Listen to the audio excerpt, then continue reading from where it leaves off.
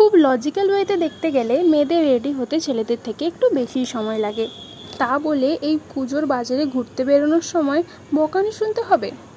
সে যাই হোক, নমস্কার, আমি আবার অনেক দিন পর হাজির হলাম আমার পুজো সিরিজের ভিডিওগুলো নিয়ে।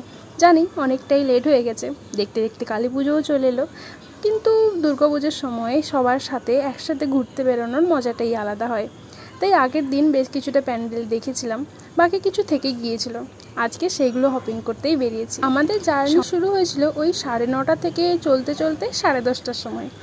আর এই রাতে আমরা বেরিয়েছিলাম যাতে একটু ভিড়টা কম হয়, কিন্তু নবমীর বাজারে ভিড় কম হবে কি উল্টে আরও বেড়ে গেছে। অনেক ঘোরাঘুরি করে হাঁপিয়ে গিয়ে যখন পায়ে ব্যথা করে ফিরলাম তখন রাত 12টা, আর খাওয়ার সময়ও হয়ে গিয়েছে। তাই বেশি কথা না বাড়িয়ে সবাই মিলে গিয়েছিলাম খেতে। সবাই মিলে খেলে রেস্টুরেন্টে খাওয়ার মজাটা বেশ বেড়ে যায়।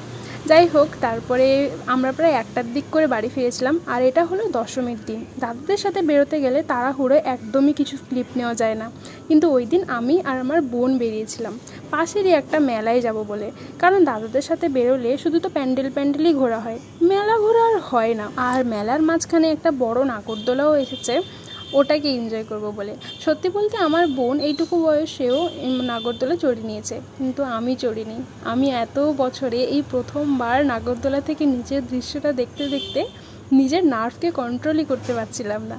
যাই হোক, দুই বোনে এনজয়মেন্ট করে আমরা এলাম মেলাতে কিছু কেনাকাটা করতে, কারণ কেনাকাটা ছাড়া মেলা অসম্পূর্ণ, মানে হতেই পারে না। তা সে একটা 10 টাকা জিনিস কেনার জন্য 3 ঘন্টা ধরে বাছাবাছি করাই হোক, বা 10 টাকার জায়গায় 100 টাকা খরচ করে বাড়ি ফেরাই হোক, অনেক কিছুই কিনে ওই দিন বাড়ি ফিরেছিলাম। আর তারপরে ওই দিন দশমী ছিল, যেহেতু ঠাকুর ভাসানো চলছিল। তো যাই হোক, আমার তো মোটামুটি পুজোর সিরিজ এখানেই শেষ। তোমাদের পুজো কেমন কাটালো জানিও।